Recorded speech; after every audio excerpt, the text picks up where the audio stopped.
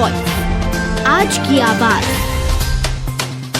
अभिनेता आशुतोष राणा ने गुरुवार सुबह महाकाल मंदिर में दर्शन किए। उन्होंने नंदी हॉल में बैठकर शिव साधना की, गर्भगृह की देहरी से आशीर्वाद लेकर महाकाल से प्रार्थना की।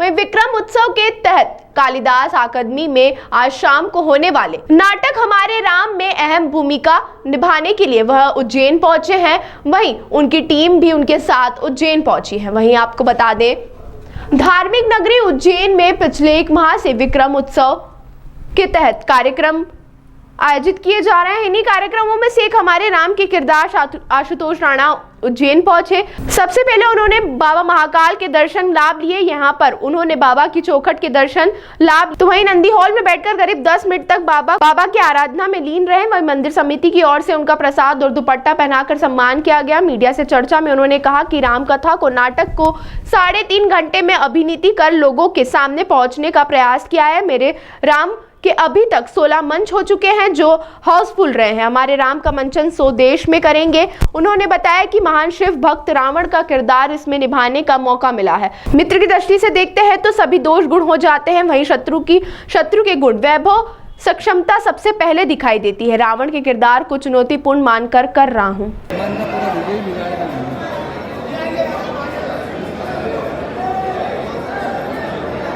नहीं, अभी हमारे राम तो हमारा शुरू हुआ है और हमारा ये मन है कि इस जो कि हमने पूरी राम कथा को तकरीबन 3 घंटे में हमने मंच के ऊपर अभिनीत करके उसको लोगों के सामने पहुंचाने का प्रयास किया है। और ये अद्भुत आनंद का विषय है कि अभी तक उसके 16 मंचन हो चुके हैं दिल्ली में और 16 के 16 बिल्कुल हाउस पैक रहे हैं। और ये 17वां प्रयोग है हमारा जो उज्जैन की नगरी में होने जा रहा है विक्रम महोत्सव में। तो मन में है कि तकरीबन कम से कम 100 शोज़ हम पूरे देश में हमारे राम का मंचन करें। तो अभी उसी दिशा में हम बढ़ रहे हैं और चूँकि जनवरी में ही हमने इसे ओपन किया है और जैसे जैसे हमें अपने बीच में समय मिलता जाता है फिल्म की शूटिंग के अलावा, तो हम इसके मंचन में लगाते हैं। और ये उनकी कृपा है कि बहुत खुले हाथों से, खुले हृदय से और आनंद के साथ दर्शकों का इसको प्रतिसाद मिलता है। किस तरह का रोल आप इसमें निभा रहे हैं? मैं रामायण में तो रावण का जो किरदार है, जो महान शिव भक्त थे, तो उनका किरदार मैं इसमें कर रहा हूँ हमारे राम में।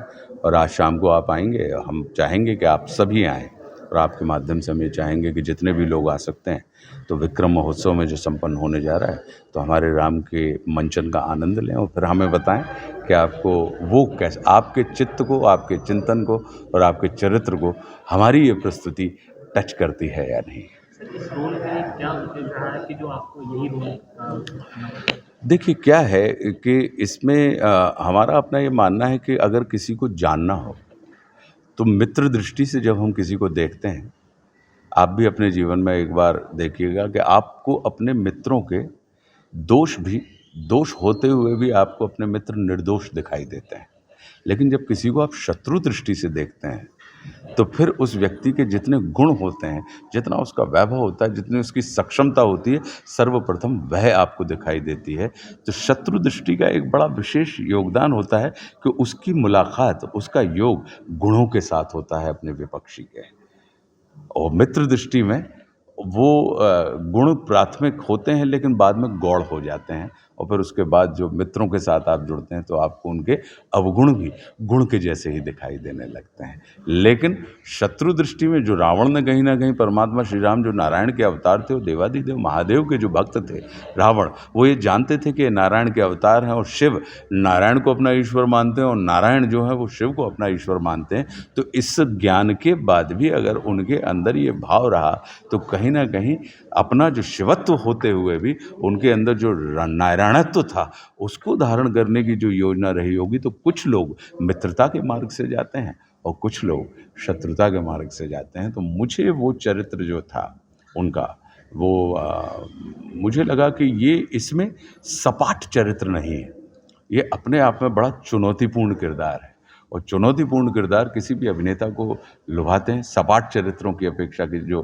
एक तरीके से आप चलते चले जा रहे हैं। तो इस वजह से मेरी इच्छा रही, क्योंकि इसको करते हुए एक चीज़ जो मुझे समझ में आती है कि जब भी कभी आप, जैसे महाकाल जी हैं, आप कभी भी महाकाल की पूजन करते हैं तो हमारे अंदर दो भाव होते हैं, या तो हम कामना से प्रेरित होकर उनको पूजते हैं या भावना से प्रेरित होकर हम उनको पूजते हैं। जब आप कामना से प्रेरित होकर पूजते हैं तो महाकाल आपको वो देते हैं जो आपको चाहिए होता है, लेकिन जब आप भावना से प्रेरित होकर पूजते हैं तो महाकाल आपको वो देते हैं जो महाकाल को प्रिय होता है। तो मुझे लगता है कि इसमें जो बात है ये निकल के आती है कि परमात्मा श्री राम और रावण दोनों ही शिव भक्त थे, दोनों ही शिव को पूजते थे, लेकिन रावण की पूजन में कामना थी और परमात्मा श्री राम की पूजन में भावना थी। तो इसलिए रावण को शिव से चाहिए था और परमात्मा श्री राम को शिव चाहिए थे। तो जो अंतर है, तो मुझे लगा कि इस अंतर को कहीं ना कहीं एक अभिनेता के माध्यम से आप उसको प्रस्तुत कर सकते हैं, और अगर ये भाव दर्शकों को देखते हुए उनके हृदय में, उनके चित्त में ये स्थान बना लेता है, तो हो सकता है कि हमारी अपनी वृत्ति भी बदले अपनी आराधना के प्रति, और आराधना के प्रति अगर हमारी वृत्ति बदलती है तो आराधक के प्रति भी हमारा भाव बदल जाता है, और जैसे ही आराधक के प्रति हमारा भाव बदलता है तो आराधक का भी, क्योंकि परमात्मा आपको जब आप पूजते हैं ईश्वर को, तो वो उनके जीवन में क्या है, तीन चीजें कहते हैं वो, यस या वेट या I have different plan for you. ठीक है, वो नो नहीं कहते हैं कभी। ईश्वर को अगर आप देखें तो वो उनकी जिंदगी में ना नहीं है। आप किसी भी भाव से जाएं, अपने प्यारे राम को रीझ भजे या खींच, खेत पड़े बढ़ जात उल्टो सीधो बीज, ये जो बात है, तो उनकी जीवन में किसी के लिए भी ना नहीं है। वो तीन चीजें होती हैं, वो तो या तो ये कहेंगे कि हाँ दिया, या ये कहेंगे प्रतीक्षा करो, या तीसरी चीज रुको, तुम्हारे लिए मेरी दूसरी योजना है।